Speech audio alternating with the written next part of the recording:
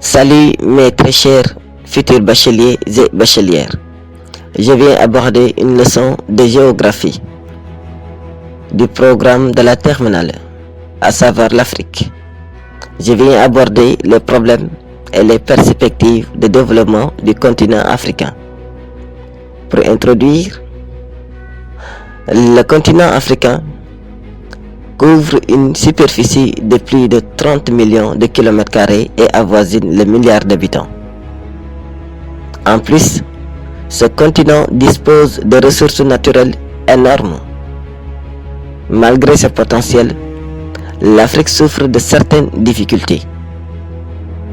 L'analyse de cet état de fait conduit d'abord à décrire la situation de l'Afrique, ensuite à comprendre les obstacles à son développement et enfin à voir ses perspectives de développement. D'abord, sachez que la situation économique de l'Afrique invite à plusieurs réflexions. 1. L'Afrique est un continent de paradoxes. La situation de l'Afrique est paradoxale. En effet, elle regorge de potentialités et de ressources innombrables alors qu'elle est pauvre. Au plan énergétique, hydrographique, solaire, climatique, forestier, ce continent dispose d'atouts colossaux. Pour preuve, les ressources comme le chrome, le diamant, l'or et la platine, l'Afrique, de par ses quantités, est le leader mondial. Elle dispose d'importants fleuves, dont le Nil, qui est le plus long au monde. Son climat est diversifié avec la zone équatoriale, où la pluie est importante et la forêt riche. L'Afrique est éclairée durant toute l'année par le soleil. Bref, cet inventaire montre que l'action humaine devrait permettre à ce continent d'être riche. Mais l'Afrique aussi est confrontée à beaucoup de problèmes. Et en ce qui concerne les problèmes de l'Afrique, disons qu'aujourd'hui, l'Afrique peut se présenter socio-économiquement comme suit. Une prédominance de l'économie rurale, une faiblesse du secteur industriel, de son commerce international, des revenus, des investissements, des niveaux bas pour la couverture sanitaire et éducative, une insuffisance de moyens de communication et des problèmes démographiques, sous-alimentation et malnutrition. En conséquence, son IDH est inférieur à 0,5. Troisièmement, il y a beaucoup d'obstacles au développement de l'Afrique. En ce qui concerne les obstacles au développement de l'Afrique, les obstacles au développement de l'Afrique sont nombreux et peuvent être classés en facteurs historiques, naturels, organisationnels. L'Afrique a connu des phases historiques sombres qui ont impacté négativement sur son mouvement de développement. Elle est victime d'abord de la triade de la traite négrière, qui est à la fois le fait des Arabes puis des Européens. La deuxième cause est historique et due à la colonisation qui, sur le plan politique, a causé l'émiettement et la balkanisation des États. Au plan économique, l'héritage est médiocre, car les industries léguées ne sont plus adaptées, la monoculture et la spécialisation imposée détruisent les sols. Au niveau social, on note une aliénation des valeurs en défaveur de celles traditionnelles. Au plan naturel, l'Afrique est victime de l'épuisement de ses sols à cause de la monoculture, mais aussi de l'érosion des sols du fait du changement climatique et de l'action humaine. Elle souffre aussi de la désertification, de la sécheresse et de la dégradation climatique.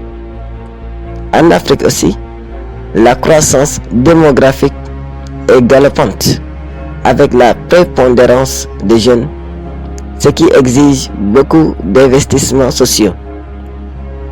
Les mouvements de population y sont récurrents et provoquent des déséquilibres. Sur le plan organisationnel, on peut noter à l'échelle interne la malgouvernance, le manque de démocratie, la corruption, la dépendance économique, l'endettement et le service de la dette, la faiblesse du tissu industriel, le niveau de revenus très bas des populations, l'étroitesse des marchés, l'instabilité sociopolitique et l'analphabétisme. À l'échelle externe, le néocolonialisme, les plans de développement inadaptés et incertains imposés par les organismes internationaux comme le FMI ou la Banque mondiale, la faiblesse des IDE accueillis et la cupidité des grandes puissances. Maintenant, terminons avec les perspectives de développement pour l'Afrique. Il y a de l'espoir. Plusieurs politiques ont été appliquées depuis les indépendances. Assistance technique, aide, ajustement structurel. Elles se sont généralement soldées par des échecs. Pour mieux réussir son insertion dans l'échiquier mondial, les solutions pour un développement durable en Afrique doivent s'opérer à 3 niveaux. Au niveau social, il faut assurer l'autosuffisance alimentaire pour la maîtrise de l'eau et l'encadrement des agriculteurs. Faire une bonne orientation entre les enseignements et la formation en fonction des besoins purement africains. Créer des unités de production, des PME et des PMI en facilitant les financements. Mettre en place des infrastructures adaptées. Exiger une bonne gouvernance et accepter la réalisation de l'intégration au niveau continental. Au niveau régional, on a mis en place des organisations régionales pour régler plusieurs problèmes comme par exemple l'UEMOA, la CEDEAO, la CEAC et la SADC. Au niveau continental, des initiatives politiques communes ont été élaborées. Le MEPAD adapté en 2001 est le plus illustratif à cet effet. Il est issu de la nouvelle initiative africaine pour le développement qui est une synthèse du plan Omega d'Abdoulaye Wade et du MAP Millennium African Plan de Mbeki, Obasanjo et Bouteflika. Il a pour principal objectif de combler le fossé entre l'Afrique et le reste du monde. Donc, pour conclure, retenons que l'Afrique est confrontée à des difficultés économiques qui ont engendré à leur tour des problèmes sociaux dangereux.